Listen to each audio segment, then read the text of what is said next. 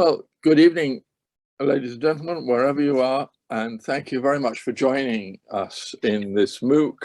It's one of a series of MOOCs, if that's the right plural.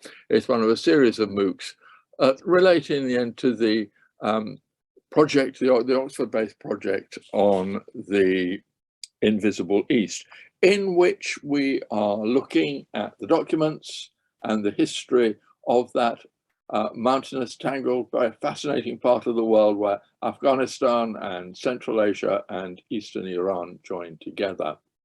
And the whole object of the project is to bring this history alive, to use recently discovered documents, often unpublished documents, to shed light on rural life and things that the great chronicles of the day often miss out on. And this whole lot of material that's been appearing over the last 10 years has given us an opportunity to, as it were, drill down into the local and particular history of this little known but very crucial and important area here. And it's wonderful to have Alka Patel coming to talk to us here. Alka from the University of Harvard has an interesting perspective on this because her early work, as some of you know, I'm sure know, was work about the architecture of India, both Islamic and non-Islamic, though I don't think she really likes that distinction very much, but the whole of the architecture of medieval India. And she's moved from, or perhaps from this concentration on the built environment and on buildings and so on, to look at the more general society which has been producing them. And one of the things, her most recent book, has been about the Shansabanis, who we sometimes call the Ghurids of Afghanistan, who rule much of central Afghanistan during the 12th century, and then moved down to India as well and found dynasties there. But there's very little original literature from the Afghan period of Ghurid rule, but Alka has found all sorts of ways of examining their rule and producing this wonderful book, which really sheds new and exciting light on this period, and is a period which is very central to the Invisible Orient. The IE project, no, it shouldn't use the word Orient, should I? The Invisible East project that we're all engaged on. So over to you, Alka, and thanks so very much for joining us. And I think this is going to be totally fascinating, and I'm really looking forward to hearing what you've got to say. Thank you so much, Hugh. Well, thank you again, Hugh, for the very nice introduction. And I want to also acknowledge my gratitude to the Invisible East Project for this opportunity of bringing to a wider audience some of the work that is thus far just kind of contained in the book. Also, I would like to acknowledge the wonderful work in general that the Invisible East Project has undertaken. And to that effect, I have to say that what I'm going to be speaking about today is very, very complementary to Dr. Azad's presentation last week on rural life in medieval Bamyan. I'm sorry I do not have the beautiful poster that was also made for that talk, so I just kind of supplied an image and the abstract. But I'm very grateful to be able to come right after Arezu's presentation, because I think as everybody hopefully will see, the two are very much in dialogue and quite complementary.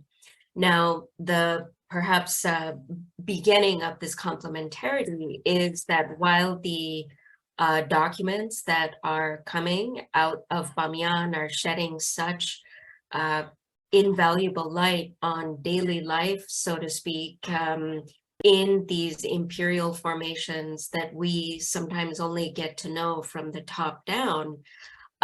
Indeed, that perspective of the ruling elites and so forth fits in, of course, and supplies another piece of the puzzle that was expounded upon last week. So while the presentation last week talked about the very mechanics of empire, I am going to turn my attention to the same time period, but to slightly different aspects. And these perhaps we could describe or encapsulate as the elite circles of the Ghurid or Shansabani rulers.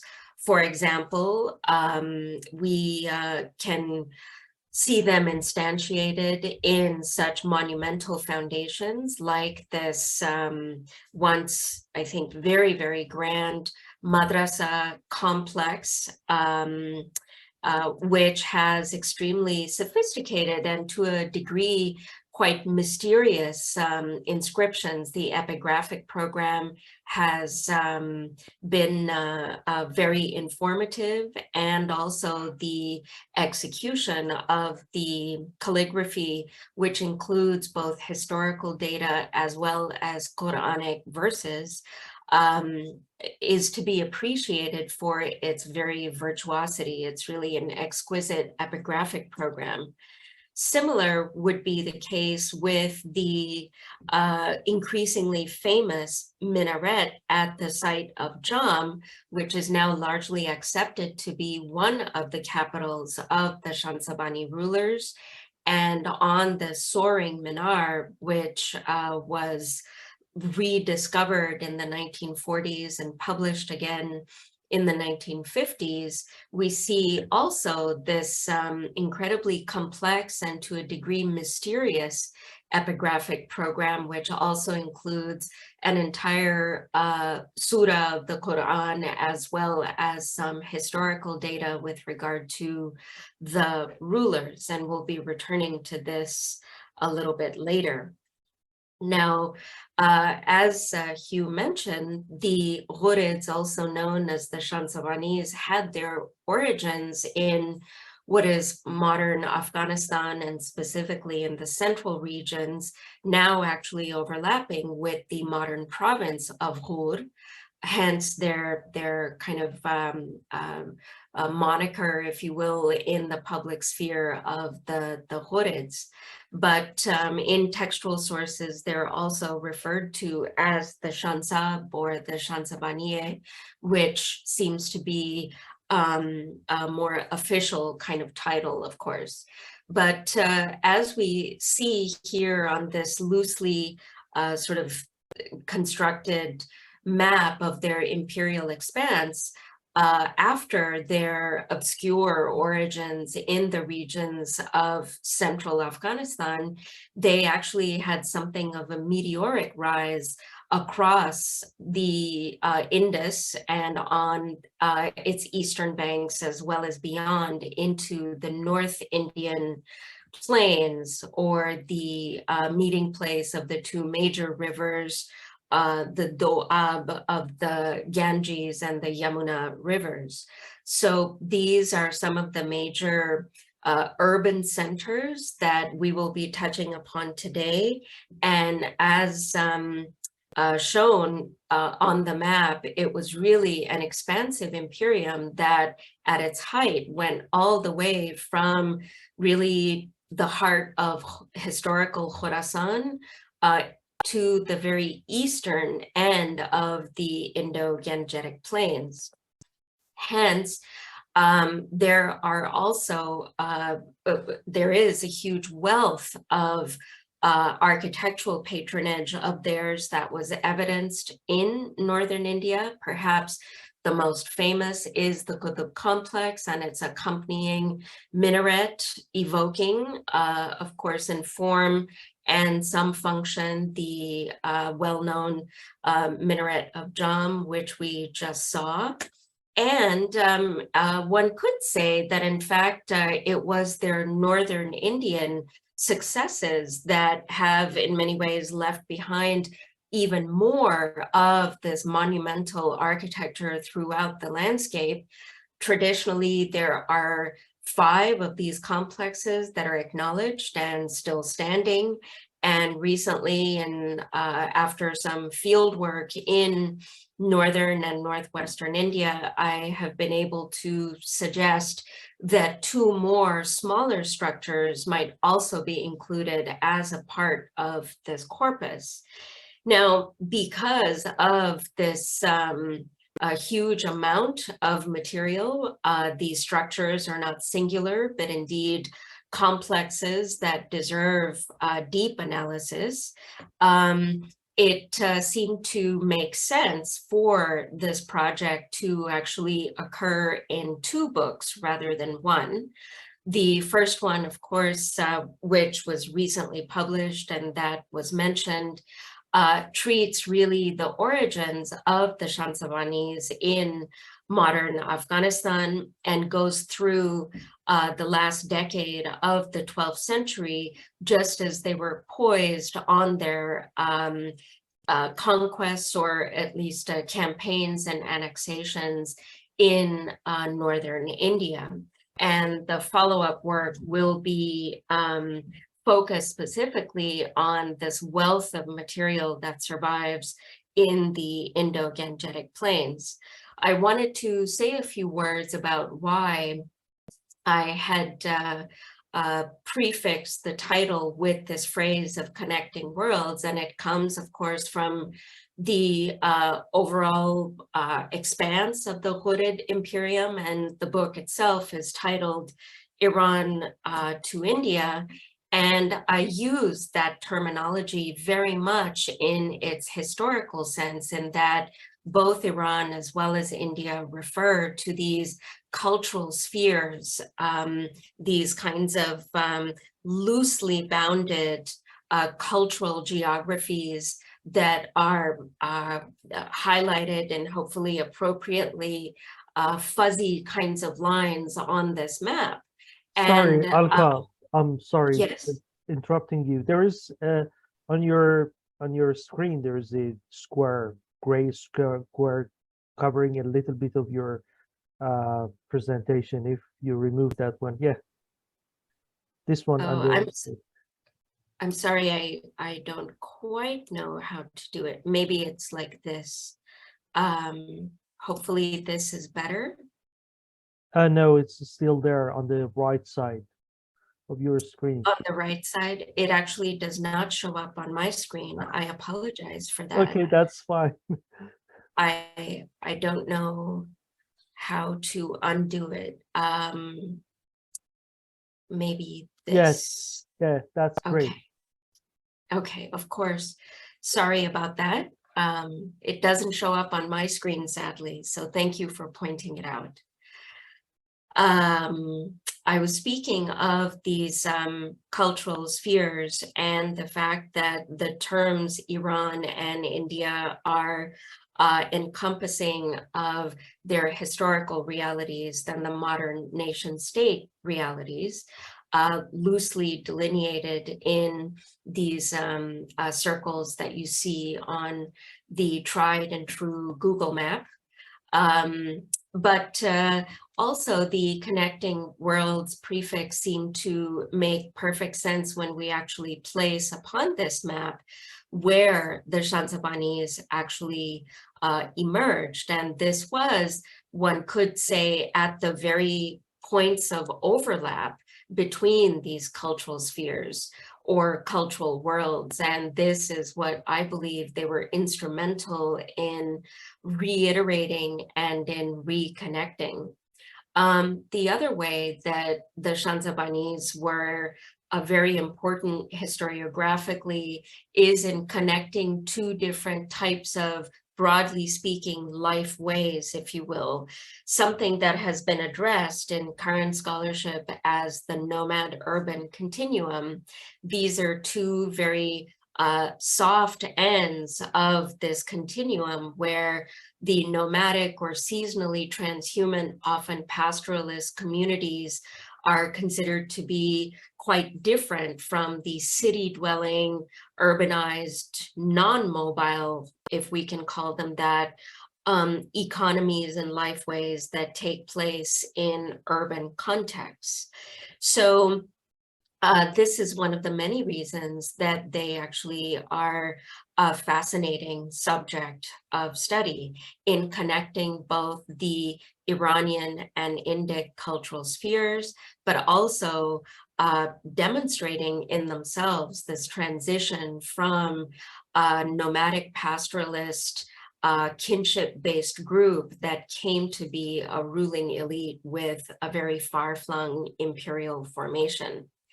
So in the interest of time, of course, the subject is varied and deep and profoundly interesting, but excuse me, what I would like to focus on today are 2 or 3 aspects, which I think we can fruitfully do in the time that we have.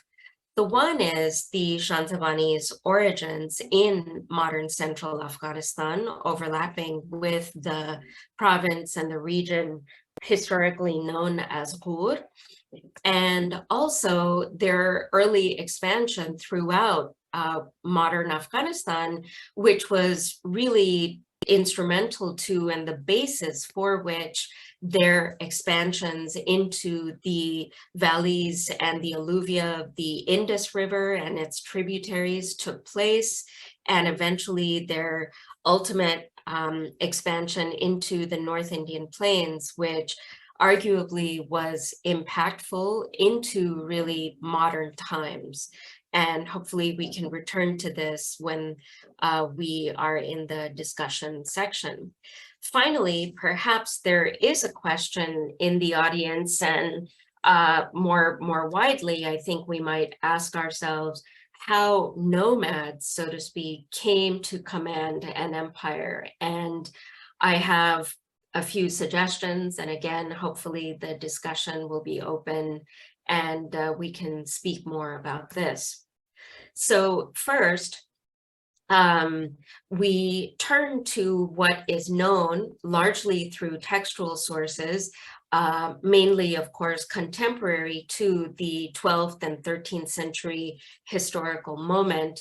And these textual sources mention the regions around the Harirud, in the smaller circle up above, where the ancestors, if we can call them that, of the Shansabanis in the very early 12th century came into the historical record by means of their confrontations with the Ghaznavids, and particularly the Ghaznavid sultans Mahmud and his son Mas'ud I had to undertake some campaigns into this northern region of Ghur around the Harirud in order to kind of convince them to submit to the overlordship of the Ghaznavids.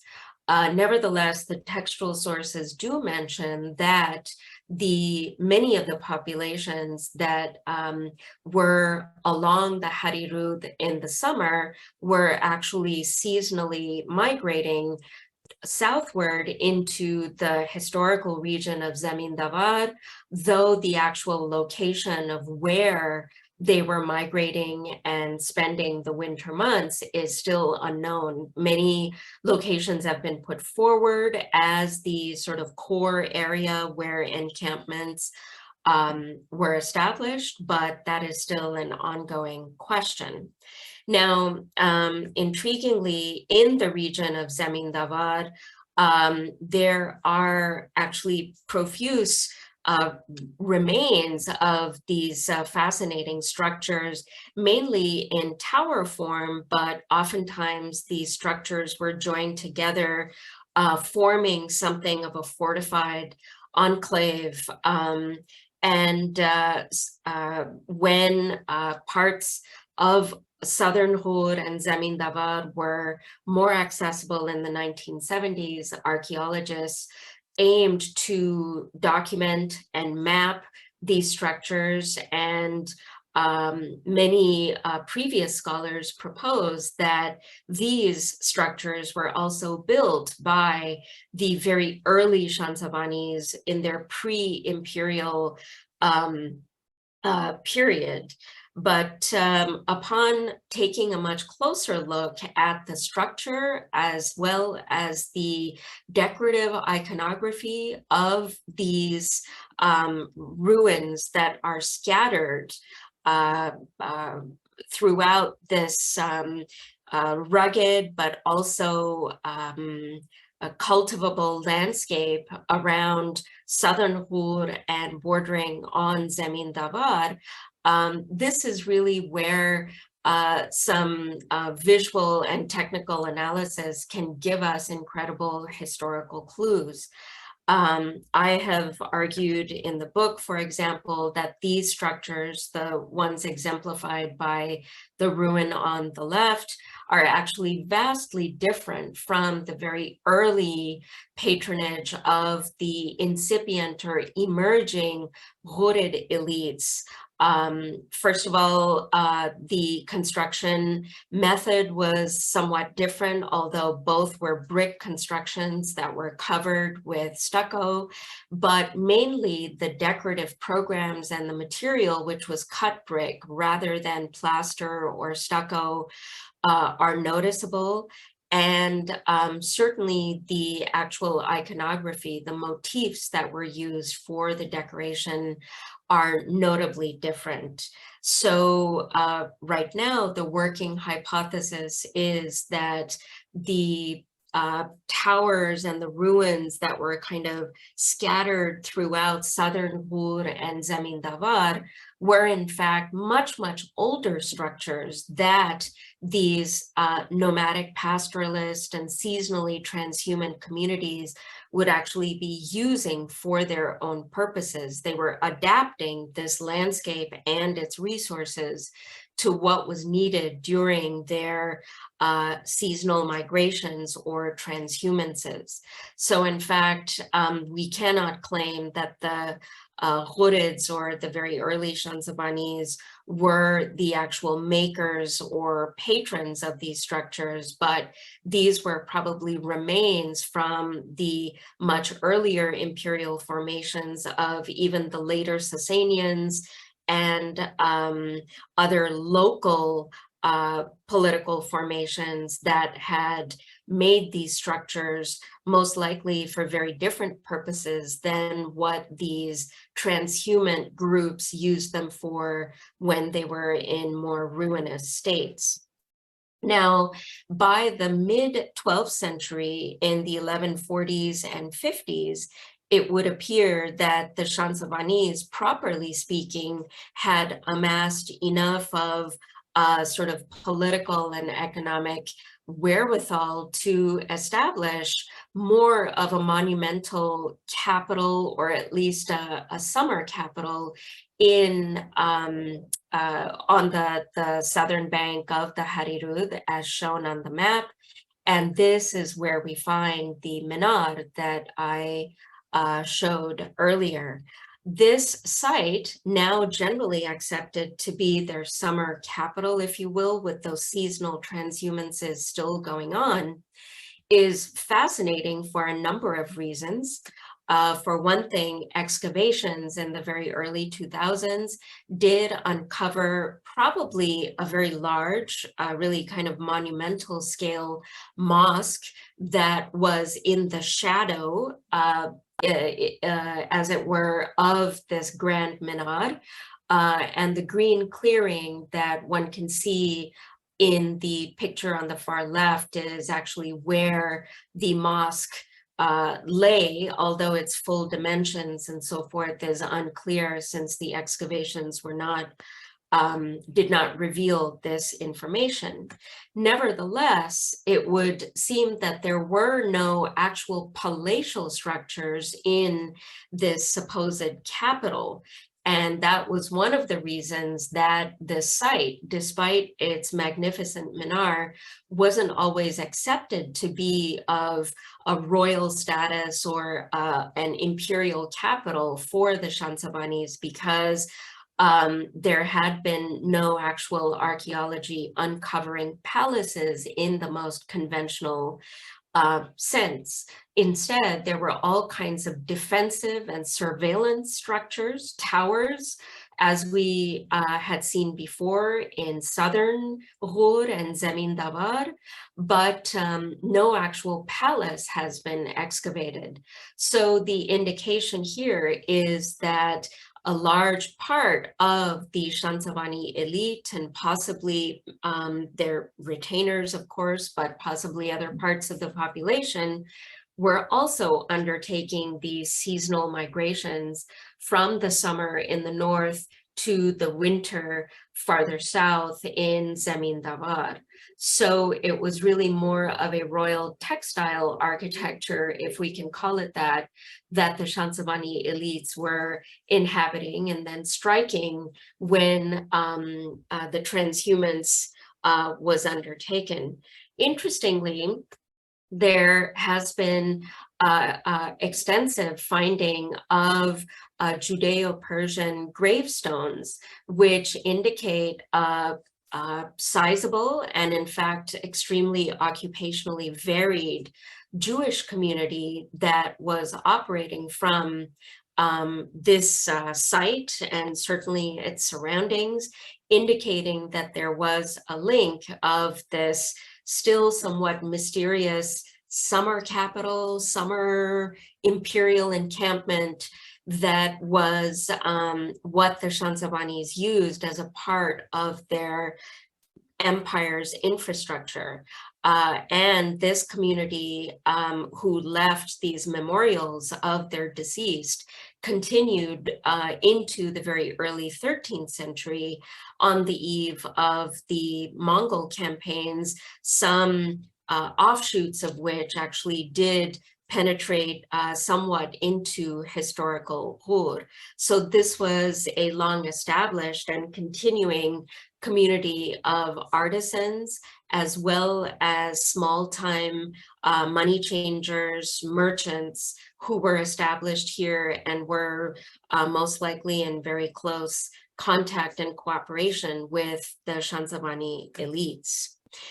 Virtually at the same time that this summer capital was established, there was an equally senior lineage of the overall Shansabani clan that was commanding the historically very important site and its hinterland of Bamiyan. And in the various valleys and regions that make up the Bamiyan Basin, there are many, many such quite imposing and extensive fortifications that have been documented since the very early part of the 20th century by archaeologists, and certainly before by travelers who very intrepidly were going into these rugged areas. And it is thought that the city and the valley and region of Bamiyan already had something of a cultural footprint as its base. So the ruling elites of the Shansabanis, relatives of those ruling at Firuzkoh or Jam, in fact, adapted themselves to this different cultural milieu and basically took on the trappings of a different imperial language or performance of kingship. And this involved the refurbishing, perhaps rebuilding, and habitation in these well-protected rocky promontories that had pre-existing fortified and other types of structures. And the real marks that these later 12th and early 13th century elites left were more along the lines of these luxury ceramic wares, as well as some datable building and other architectural elements that were really more kind of their own additions to an already existing architectural complex, such as the famous Share-e-Golgole in the Bamiyan region. So these are very different kind of presences of kingship that are emerging in these two respective sites. Now, one could say that it was really in the 1170s and with the conquest of the erstwhile capital of the Ghaznavids at Ghazni that the Shansabanis came to have really a trans-regional or an extra-regional significance, because they stepped into the shoes, if you will, of the great Ghaznavid sultans who had been ruling from their really once glittering capital city of Ghazni, which still has some traces of that grandness in at least two of the bottom shafts of these towering minars that really punctuated this urban landscape. And the Shansabanis, actually yet another branch of them, or a related lineage, was the one that came to establish itself here in this southern region, southeastern and southern belt that had traditionally been the core imperial base of the great really famous Ghaznavids who were their predecessors. So the victory and occupation of Ghazni was very, very significant and effectively established this third lineage of the Shansabanis, who were now looking eastward towards the Indus's plains and valleys, and ultimately beyond into northern India.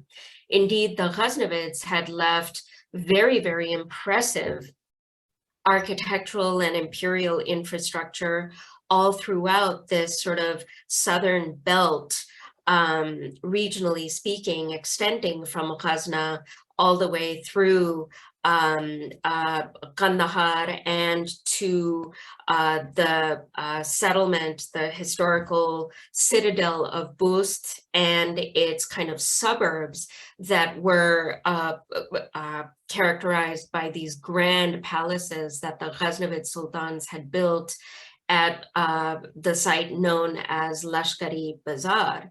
Now, interestingly, with all of this, what we might call imperial infrastructure already in place, the Shansabani victors kind of walked into something of pre-established imperial landscapes that they then took over.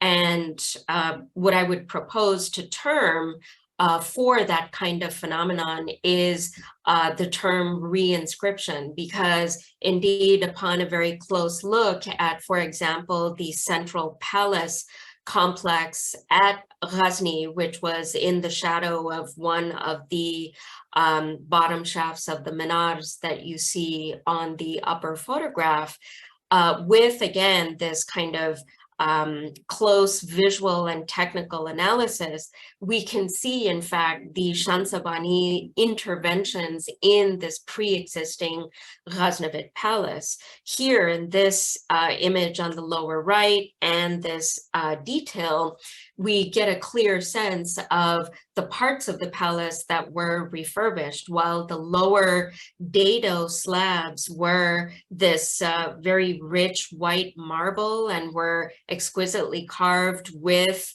what appears to have been perhaps a series of poetic works that took up the very small upper frieze in those dado slabs, with this very compelling arabesque and other florally based decoration. On the upper walls above the dados, we see almost a kind of crude, by comparison, decorative program that is made of stucco, no longer of marble, but having these polychrome, very, very simple, what are called doxologies, such as these repeated sayings within the Islamic religious and cultural canon that were then emblazoned in very large and colorful letters to almost contrast, but in some ways fit into what the remains were from the Ghaznavid period occupation. Similar is the case at Lashkari Bazar, just outside of Bust. Here, archaeologists have been able to identify very kind of punctual interventions, such as the small oratory and its refurbishment, notably with Quranic series of Quranic verses from Surah 48, Surah Al-Fath, which was a kind of favorite, if you will, within the Shansabani repertoire that we find on other structures that they were known to have patronized. So briefly in closing, what I would like to bring up again is this question of how nomads might have come to command an empire. And it's important to bear in mind that a little or approximately 1,000 years before the Shansabanis, indeed, the great Kushan Empire that at certain points was a competitor with the Parthians and eventually the great Sasanians, had also managed this kind of trans-regional and transcultural imperial formation that was extremely difficult to put in place, given both the geographical constraints as well as the cultural variegation that was concentrated in this part of the world. And so this has been really a larger historical question that has come into the period of the rise of the Shansabanis. And there are some suggestions that I might make in terms of how it is that supposedly ill-equipped or unequipped populations such as nomads could come into actual rulership and imperial status. And certainly for the later period of the Shansabanis, one might suggest that the tools or the real kind of active spheres that enabled rulership involved three elements at the very least, and really central to imperial rise and also maintenance was cultural patronage in all of its forms, intellectual, artistic, architectural, which was meaningful economically as well as propagandistically for an imperial formation. We also have the agility or the mobility, certainly of the ruling elites, as well as their retainers and particularly their military forces, which permitted these vast kind of transcultural imperial formations to come into being. And specifically in the case of the Shansabanis, I would say that an pronouncedly Islamic identity was something that was also a part of this lexicon of power that enabled these really seemingly unlikely elites to come to the fore. And some of the examples that we've seen of, in fact, reinscribing the imperial apparatus that existed from centuries prior, particularly of the preceding imperial formations in the form of reinscription, was something that was extremely valuable as a tool for gaining and maintaining imperial power. So I think I shall leave it at that. Thank you, Alka. It was a very interesting and inspiring talk, and thank you. It was a very fascinating talk, and it was very illuminating, the questions and answers. I'm grateful for your presence and your lecture. Thank you, Alka. The next week we'll have another lecture, supposedly fascinating because it was by me. So it's by me. So I wouldn't exaggerate the importance of that lecture, but we would be very happy to see you next week all, and thank you for coming to this session. Thank you, Alka. Thank you. Can I just add my thanks to you can't see me. Can I just add my thanks? It's a wonderful lecture, and the number of interesting questions that that arose from it, I think, is just an indication of the fascination of the issues you were bringing up and so on. And I love the way you integrate the monument, the discussion of the monuments and the architecture with the discussion of the politics and the general environment in which these people operated. So great stuff, and thanks so much. Of course. Okay. Bye-bye then. Bye. Thank you, everyone. Khuda Hafiz. Khuda Hafiz.